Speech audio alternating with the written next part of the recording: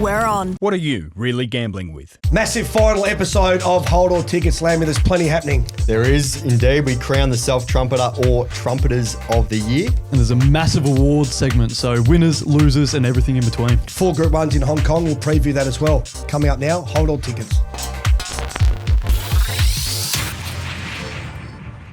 It's been a huge year, but all good things must come to an end. And unfortunately, this is our last episode for the year of Hold All Tickets, brought to you by Tab. Watch every race live this spring carnival across the 4 main channels with the fastest live vision on Sky 1, Sky 2. And big thank you to Tab for all their support and sponsorship this year. We look forward to dealing with you again next year. G'day, guys. Are you disappointed and sad that we won't be seeing each other anymore? Oh, we won't see each other for a while, Browny, but Yeah. We'll go out with a bang. It's a big episode coming up. Sure We've got is. the awards at the end of the show, and we'll crown the Self Trumpeter or Trumpeters. Oh, that of could the be year. plural. I like Yeah, that. That'll be exciting. Marcus, how Well, you travelling? it depends how our Christmas party goes. Hold All Tickets Christmas party. We don't want to end up like a certain named football club. And you hear the Collingwood Christmas party got a bit wild in Alice Springs there. Still a great weekend of racing here in Australia. We've also got the 4 Group 1s over in Hong Kong, which we'll touch on a little bit later. But let's jump into the Ingham. Race 8 up in Sydney, the Group 2 over the 1,600 metres. And it's a wide open affair. Tab Market's got Gringotts at $4.20, Yorkshire's $4.80, $6 Sabage, 7 Persian Spirit. Poor old Gringotts has got to jump from Anzac Parade, 24 of 24, and Sabage is drawn wide as well, which throws a little spanner in the works, Lammy. It does a little bit, yeah. I mean, Gringotts is he's the obvious one because he's just made a living out of winning these second and third tier races that are worth millions. Like his prize money's outrageous. He's been really well placed. But as you mentioned, barrier 24, 61 kilos. He'll have to be bloody good. So I'm going to bet around him. I'm going to go with Sabage. Even though he's also drawn right out in barrier 22, you'd imagine they'll probably go back as they have done this prep and should be able to get a decent card into the race in the big field. I think they'll go along in front.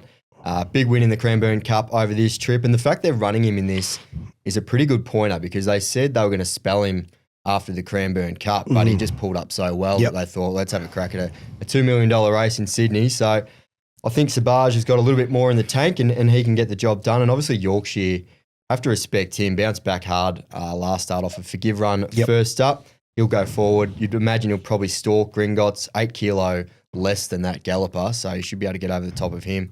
But Sabage for me in the Ingham. Marcus? I think Rise at Dawn for a cheeky little each way plays some good value. You mentioned like a lot of the favourites have been drawn wide and actually in a handy spot and will lead the race early. We'll look to lead. So Yeah, drawn a lot better than Gringotts, that's for sure. If it can hold that spot and it does have the winkers on for the first time, so hopefully that the focus there will help with runners coming out wide. I'm in agreement with you. I think the map is going to be vitally important for this race, particularly because some of even Yorkshire's drawn 16 as well. So they're out. Rise at Dawn, who hasn't won this prep, but it's been a model of consistency, never beaten too far, maps to be in the first 3 or 4, you'd think, if not lead, if Kieran McAvoy wants to do that. And back to the mile, I think, is a big tick as well. So you're getting $10, double figure odds about a horse that you know is going to be up on speed and pretty prominent. I think that's a good play. Yep. Nice, Marcus. The Supernova at Pakenham as well is the $1 million race. It's Pakenham Cup Day as well, which we'll be looking at. But this is a 1,400 metres and short price favourite Private Eye at $2.10. Clearly dominating the market. Here to shock on the next line of betting at $8. Arkansas Kid, which was a really good second last start, at $10, as is Zoo Sensation and Taken $12. Warney $13. Where did you look here? Private Eye for me. He's been good to us on this show this season. Has. And he's just so reliable in these races. I mean, he's drawn perfectly in barrier 5. He's a Group 1 winner who's won nearly $13 million in prize money, and he's carrying the same weight as a horse like Warney, who's a solid Group 2, Group 3 galloper, but he's not in the same league as Private Eye. So I just think he's incredibly well weighted. Recent form over 1,400 is outstanding. He loses Nash. Those two have an incredible rapport, but Willow, I don't think should have any issues steering him home from barrier 5. He's a pretty straightforward galloper. So me, Private Eye is probably the best bet on the entire card. I'm really keen. I think outside of him, it's absolutely wide open. Like I couldn't find a logical threat, one that stands out anyway. So Pinstripe, he might be a decent place bet. 4 lengths off Jimmy Starr in the CF4 Stakes. That's not bad form for a race like this. And the other one for exotics, I thought Hughes could maybe get into the first 4 at monster odds. Was given none from barrier 11 last start, but can be a lot closer in the run from the inside gate. But yeah, Private Eye for me looks, I won't use the M word, but he looks a lock. Hughes, $41 on the tab market right now. Yeah, we talked about Hughes at big odds, but if someone who's looking purely just at the form in the recent runs, can you tell me why Proved is at considerable value despite winning 6 from 7? Coming out of much weaker races than Private Eye. It's been well placed, sort of coming through the benchmark system, but this is a big step up taking on some of the big boys. I'm with Zoo Sensation here at $10. I agree with you. Private Eye looks a really good bet, but at $2.10, fraction short for me. So I think $10 about Zoo Sensation, who wasn't the cleanest away in the meteorite, had to settle sort of 6th and finished as good as any other runner into 3rd and just couldn't get past Jigsaw and Arkansas Kid that were both up on speed. Before that was beaten at Flemington by Warney, but arguably could have won that day and won before that. So another pretty consistent animal that always gives its all, and it's drawn pretty well. So provided it jumps clean, Benny Allen goes straight to the front and tries to run them off their legs there at $10. Hopefully runs a nice second. Yeah, that's right. Pakenham Cup as well over the 2,500 metres. It's the listed Pakenham Cup. Open affair, this one. Skipper's Canyon's $4.40. You've got Black Run, who's putting a nice little picket fence together for the Archibald team at $5. Etna Rossa $5.50. Zuryab $7.50, and double figure odds the rest of the field here, Lammy. Are you going to be with the favourite here? Yeah, I think Skipper's Canyon's the horse to beat. I think it's got the most ability in the field, but barrier manners are a big concern. It missed the start by 5 lengths last time before charging when it was all over. It was a huge win at first up when ridden by Neindorf, who jumps back on here, replacing the apprentice. So that might be a key factor. I think he just needs to jump with them and he'll take plenty of beating, but that's a pretty big if, because if he stands flat-footed in the gates and misses by 5 again, well, he can't win. But got him on top. Black Run is flying at the moment, 3 on the bounce, last 2 over 2,400. Etna Rosso, Marcus's favourite horse. It's going well, but just never wins, and I'm not sure where it gets to in the run from barrier 18.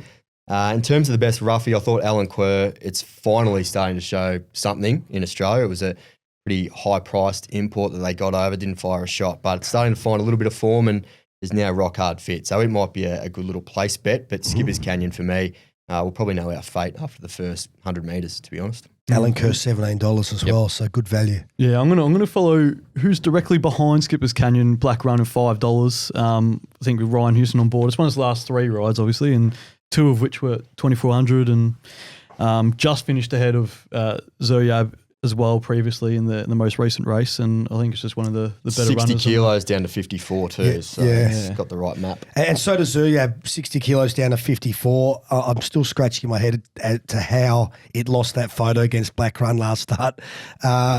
Geez, it looked the winner, didn't it? I was pretty happy that it did go Black Run's way that day.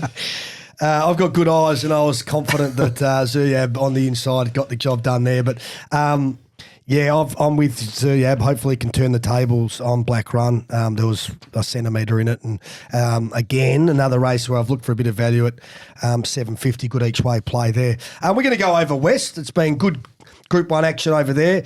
We've got the Gold Rush, the Group 3 over the 1,400 metres here, and Overpass $3.60. Going over to Perth and looking to get that elusive victory this time in.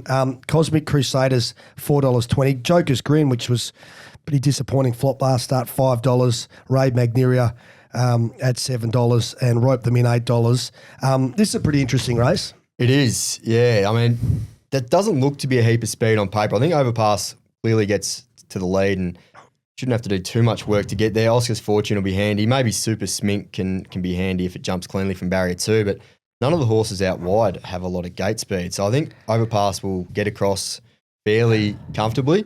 Obviously beaten by an absolute superstar in Libertad in the Winterbottom. Which you found very nicely.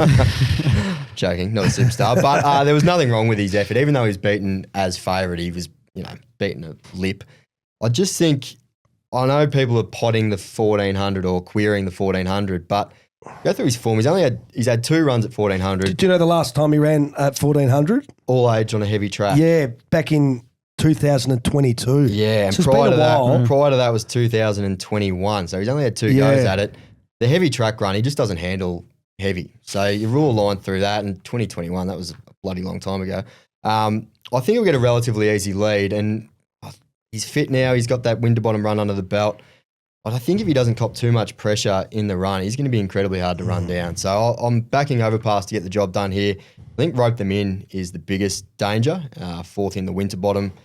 Split Watch Me Rock and Cosmic Crusader over this trip prior to that, which is excellent form. And Ray Magnerio, you can just never leave him out. He's another one who's 1400, a query there. He doesn't have a lot of runs on the board over this trip, but he just never runs a bad race. But yeah, I'm pretty keen on Overpass. Okay. I actually really fancy Cosmic Crusader. I was fresh off winning the Northerly, which showed it can hold its own in G1 action, and finished top 3 in all 3 appearances over this track and distance as well. This was a pretty tough race. I was prepared to forgive Super Smink for last start. Yeah, I think it can be, if it jumps better, it can be right up there in the first 3 or 4. But if it's out the back again, no chance if it's out the back. It did look over the odds. Yeah, so that was $16. I agree with you. If Overpass, if you're prepared to not forgive the 1400 metres because it never races at 1400, but if you think it can run a strong 1400, it's definitely the class. There might in the be race. a sacrificial lamb from the locals that goes up there to pester it so that the Joker's grinning, etc., can get over the top of him. But yeah, we'll just see how it plays out.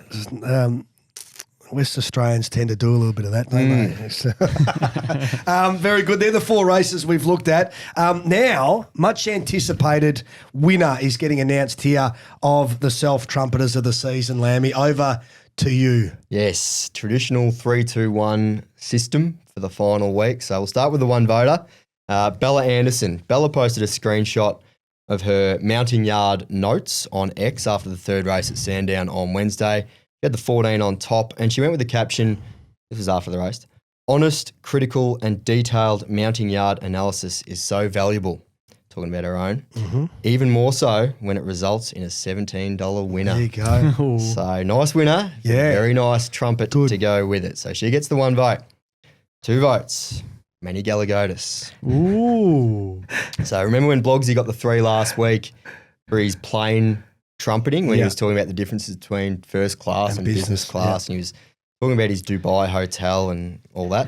Manny replied to Blogsy with, flying business class to Dubai is only better when they pay with bells and whistles, my friend. Personal chauffeur for 2 weeks, including a 7-star hotel. Top floor always looks the best, and Aidan O'Brien sends his regards. It was a good trumpet. It was accompanied by 3 videos from Manny from his trip to Dubai. 3 videos. When Manny's good sprinter, illustrious lad, ran in the Alcos sprint. So didn't fire a shot in that race, but it looks like Manny made the absolute most of his trip over there. So he gets the 2 votes. 2, yep. That moves him to 9, which puts him alongside Wayne Ormond and Miles Fitzner. Ooh. 3 votes this week. A. Hawkins. So it doesn't change the leaderboard. Hawk, when Mitch Stark was dominating with the ball again, social media was lighting up with people singing his praises. The Hawk got in there with some classic self-insertion, as he has done many times before. He went with, I used to face Mitchell Stark as a kid. He played for Barella, I played for Dundas. We hated Barella probably because their star bowler used to destroy us. Almost 30 years on, I think we've finally forgiven him. What a star. So it's a long way of saying I played against Mitch Stark. Completely unnecessary from the Hawk. But as I mentioned, Manny is now equal top with Wayne and Miles. So we have a 3-way tie, triple dead heat in the Self Trumpeter of the year. That's unprecedented. There's got to be a way to decide this. Who's the worst bloke? I'm not going there. Little trophies. I'm not touching that. Yeah, we're going to need to get 3 trumpets made up now, a little brass band. So that means that Miles has actually gone back to back in a way. Wayne, first-time winner, and Manny, a first-time winner. So, very good. Good humour. In 4th, we had racing previews. 5th, Prince Rubiton. Equal 5th, Stephen Power, a.k.a. Blogsy. So strong 5 there. Very good. Oh, there you From go. 6. That's the Self Trumpeter for 2025, and may it continue into next year. Black Bookers time, because it's our last. The listeners, they really need to know who to follow or who to take out over the summer months, Lammy. Yeah, we're not taking any out because we didn't actually have any go around last week. So it'd be harsh to bin them from, training during the Well, week. we nearly had one this week. Schwaboda was meant to be running at Hamilton on was it Monday or Tuesday, and the got called off. You've put a few in that have never been seen again. I've been waiting for. I can do that. I've been waiting for Made in Italy to show up, and I think it's been exported to Italy. That's the best way to never be proven wrong.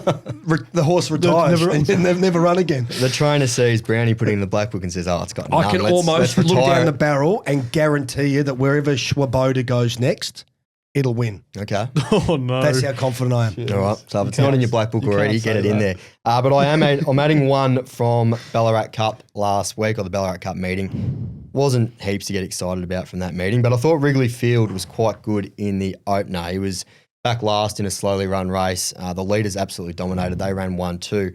He was the only horse to make any sort of ground from back in the field. So I think there's a win to come from Wrigley Field, but yeah, he's the only one I'm putting in this week. What about yourself? Yeah, I'm adding one from Rockhampton on Tuesday. It was race 1. It's a horse called Sport, having second career start, and it ran into third, like a really good performance. The well-backed debutant won at $4 and the $1.40 pop ran second. So I was chasing some horses that were in form that had race experience. I just think next start, that was over 1,050, gets up to 11 or 1,200, finds like a weak race in Mackay or Rocky or somewhere, up there in Queensland. Should be getting the job done. So that's Sport. All right, excellent. Throw that in. We've got 3 racing this weekend, which is good. I Only Wish goes around in race 3 at Pakenham. 4th up, drawn to be closer in the run from barrier 2, and 2 from 2 over the Pakenham mile. So she's a bet at $6. Mediah, Pakenham race 6, also 1,600. Given absolutely none last time, but a senior jockey jumps on. Barrier 10, which means she'll probably be back in the field again, but I think she's got the best turn of foot in the race, just needs to get a cart into it. She is also a bet. And Barber, Randwick race 9, 1,200 metre race. We need a dry track though, and the forecast looks a little bit dodgy. The last one I saw was somewhere between 5 and 30 mil, which doesn't really help us out. So it could be a little or it could be a lot. Yeah, so if we get a little, then Barber's absolutely an each way bet, but if it's wet, then they'll probably scratch him, to be honest. But yeah, $8 as we record, so dry track Barber. So yeah, 3 bets there. 3 good-looking bets. Let's Good finish looking. on a high. Very nice. You can sign up for your own Black Bookers for free with a Punters Lite account. Head to punters.com.au and sign up today. Plenty of Black Bookers going around.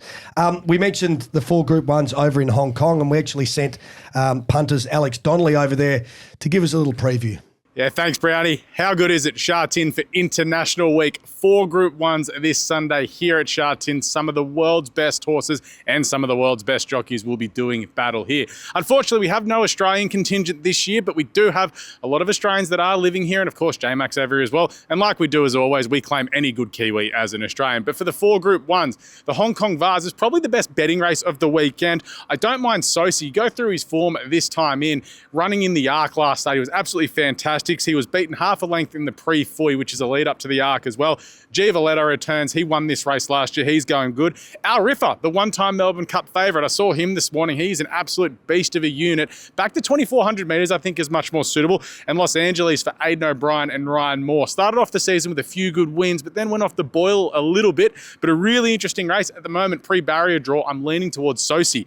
You go to the sprint. Well, Kaying Rising's going to win. If anything, the trip to Australia made him an even better horse. He'll get the job done. Saturno Rev and Helios Express will do exactly what they do, which is run placings behind Kaying Rising. The mile is a really good race. I would love to see Mark Newnham win this with My Wish. The little horse is finally over 1,000 pounds. He's won 2 from 3 this time in. But you've got Soul Rush. He's having his last start. He knocked off Romantic Warrior in Dubai earlier this year. And the filly Embroidery down the bottom. She looks to be a star in the making. She was here this morning as well. She looks really good. Really interesting race, the mile. And the Cup. Romantic Warrior goes for his 4th successive Hong Kong Cup, would create all kinds of history. He's the people's horse here. You've also got Bellagio Opera, a Japanese horse who was really good winning the Oscar High earlier this year, running really fast time. He's first up into this, which is pretty interesting. That is the 4 Group 1s this weekend at Sha Tin. The first of the races gets underway at 3:25 Sunday. Make sure you head across to Punters and RaceNet for all the previews that we'll have up on the website this week. We're on for spring racing. Watch every race live with 4 live channels, plus the fastest vision on Sky 1 and 2. Trials, replays and previews, all on Sky Plus on the Tab app. Tab. We're on. What are you really gambling with? Beautiful. Hopefully, Alex is enjoying Lang Kwai Fong. And we don't lose. I don't know him if that's to Hong Alex's Kong. style, to be honest, but I It's hope everyone's style. I hope he's making the most of it over there on his little junket. What is Alex doing in Hong Kong? What do you think he's up to? He seems to be doing too much work for my liking. The last time I Playing was around over with his there- dress code as well?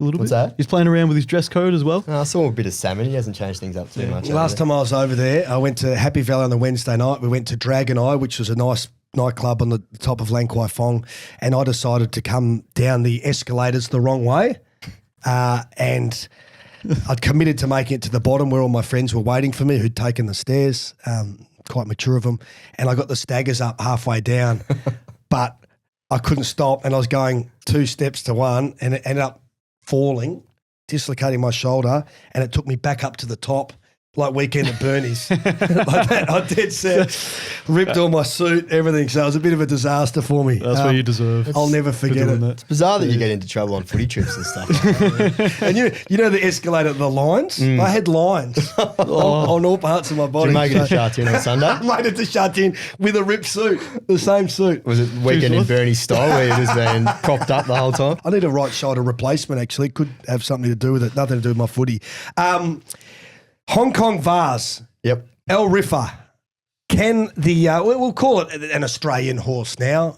Wasn't great in the Melbourne Cup, carrying the top weight, but can El Riffa run a drum? I think the Melbourne Cup run was definitely forgivable. Hell of a lot of weight and was a mile back. Just had too much to do with the 400. So, yeah, I think he can bounce back, but geez, you've got two horses coming out of the Arc de Triomphe, which is arguably the best race in the world. Sosi was 3rd there. Giavolotto was 4th. Giavolotto won this race last year, so that's a big tick, and we've kept him relatively fresh for the title defence. He's only raced 5 times this year, so he's probably the way to go, but yeah, no firm opinion for me. Yeah, I just went towards El Riffa as well. I had the 3rd quickest closing section was in the Cup, so he obviously knows how to come in strong and obviously a very good horse. I was with Voyage Bubble. He's the favourite, but the class horse in the Hong Kong Mile. Did you like I him? was siding with Alex a little bit with My Wish.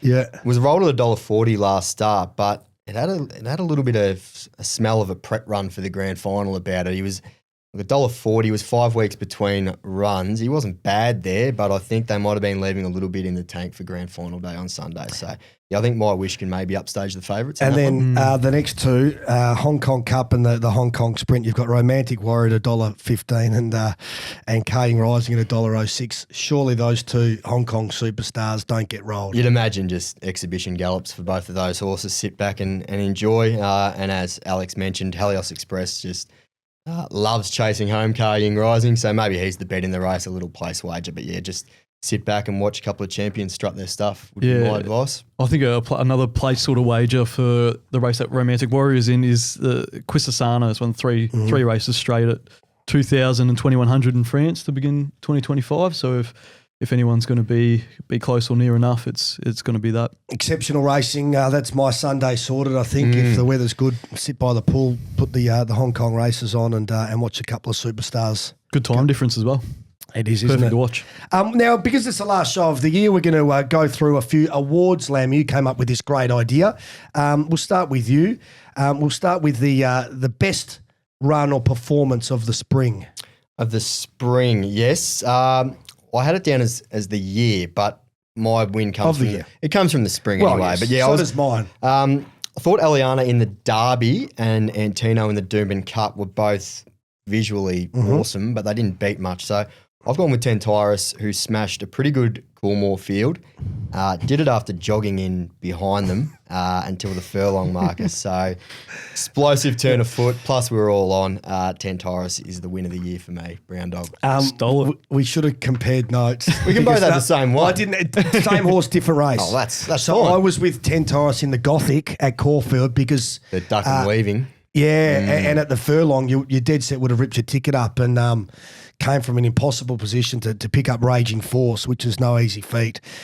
That was the precursor to your run on Derby Day. So I think Tentyrus it is for both of us. What about you? Ooh, I've actually gone a few different awards for these ones, so I'll just chime in every now and then once you guys have done yours. Okay. And this one, the Tom Melbourne Award, obviously otherwise known as finishing in second place, and that gets awarded to Act Natural. 11 starts this year, 0 wins, 7 second places, And 4/3. 4/3 as well. Yep. So Still a maiden after 11 starts, but has never missed a place. if anyone's going to get it, Act Natural. Flop of the year. Yeah, I've gone right back here. Most people probably would have forgotten about this horse. Switzerland was an absolute weapon in 2024 and then was retired this year after 3 pretty bog average efforts, to be honest. Was unplaced in the Lightning, unplaced in the Canterbury, and then unplaced in the TJ, and then they sent him off to stud. So, yeah, for me, Switzerland was the biggest flop. Absolute standout was Private Harry. I think 5 from 5 wins the Galaxy, the boom horse of the spring coming up. Yulong take 50% of the horse. It's the first horse nominated for the Everest, gets a slot straight away, and then flopped in the shorts. The poor jockey Ash Morgan gets Yeah, you got the arse. the arse, flops then again in the Premier Stakes, gets tipped out, and they change from Nathan Dorr to Chris Waller. Like, you can't have a boom horse with more controversy around its 2 performances. So Yep. What can explain that? A horse just dying off a cliff. Just overhyped, I think. yeah, maybe just maybe it wasn't as good as we thought the horse was, but who knows? But Honourable mention to Nadal. yeah, Nadal, absolutely putrid. That was your one horse to own, wasn't it? I know. Yeah. Jeez. So disappointing. Not very good. Quote of the year. There's been plenty of quotes from trainers, jockeys, owners, all sorts happening. Was there one that stood out for you? There might be a bit of a theme here with the quotes of the year, but I'm going with Maureen Haggis talking about Zach Purton's Lake Forest ride when she said, "He just sat there like a big sissy." I was horrified. Put a little bit of mayo on it, but that's outstanding from Maureen. I love controversy. I love a bit of rivalry, and on the back of her comments, Zach Purton, obviously he needed to respond, and he did. And he when asked about being called a big sissy, and had he heard the comments from Maureen Haggis, he said, "I was too busy watching myself win the Everest for a Lake Forest replay," which I absolutely love. And the other one that stood out for me was Mark Zara on Derby Day. Had a day out, rode 4 in a row, got a good feeling. Warney, Tentyrus, and then Observer. And he came back after the Empire Rose, having run second on Like a Lucy, and he said, "I forgot what it feels like to lose." And that's just magnificent, just draped in a little bit of arrogance. Healthy arrogance. Yeah, Yes. good arrogance. Likeable arrogance. So those were the 2 for me. And I've got 2 more awards to dish out. We'll start with the biggest money muncher award. That's going to go to Stolly Bolly with 8 starts, 0 wins.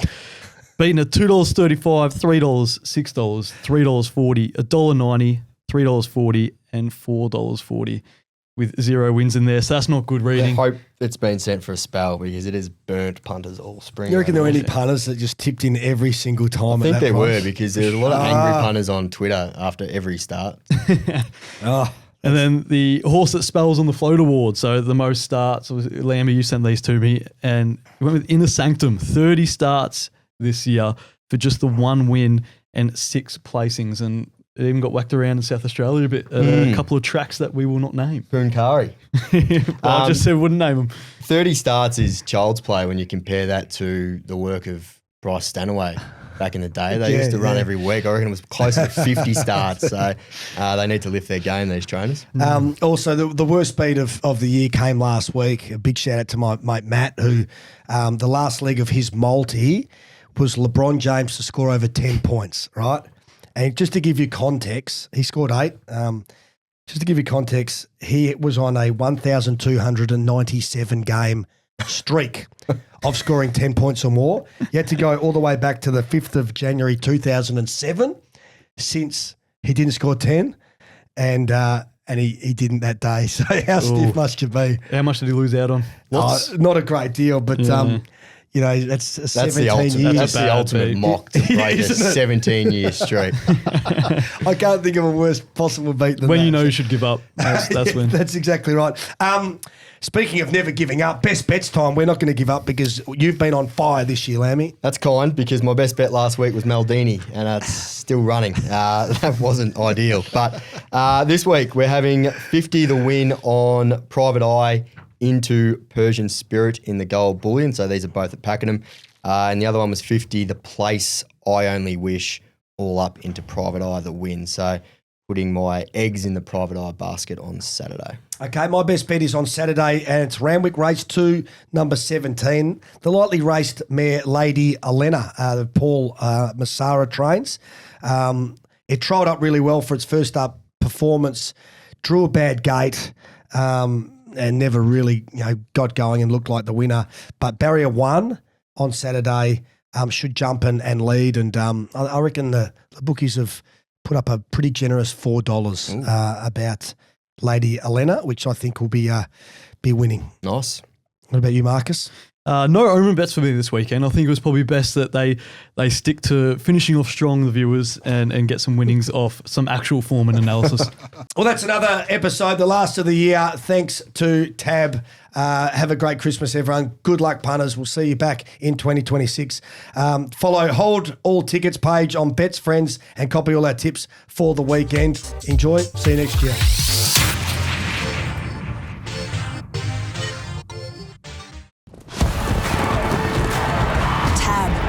We're on. Imagine what you could be buying instead. For free and confidential support, call the number on the screen or visit the website.